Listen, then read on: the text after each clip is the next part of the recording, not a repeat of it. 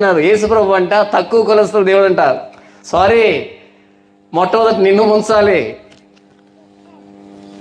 తక్కువ కులస్తుల దేవుడు కాదు ఆయన, మానవుణ్ణి సృష్టించిన దేవుడు. తమరు గారు కులాన్ని సృష్టించుకుంటారు.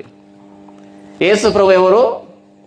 మానవుణ్ణి సృష్టించిన దేవుడు, కులాన్ని సృష్టించిన దేవుడు కాదు.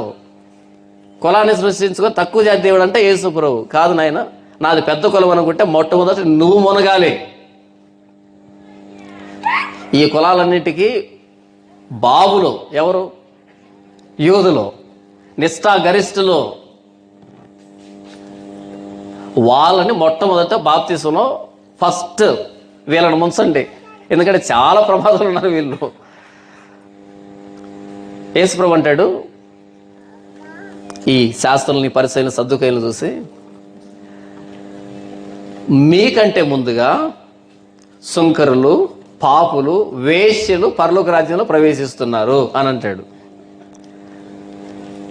ఎవరైతే ఈ సుంకరులు, వేశ్యలు, పాపులు ఉంటారో, మేము భక్తి పరులం కాదనుకుంటారో వాళ్ళు మొదట వస్తారు దేవుని దగ్గరికి. కానీ ఎవరైతే మాకు దేవుడు తెలుసు అనుకుంటారో వాళ్ళు చాలా ఆలస్యంగా వస్తారు. ఈలో పోయారనుకో కష్టం. కాబట్టి ఫస్ట్ వాళ్ళు పట్టుకురండి. ఐసీలో ఎవరిని పెట్టాలంటే ఇప్పుడు యూదుల్ని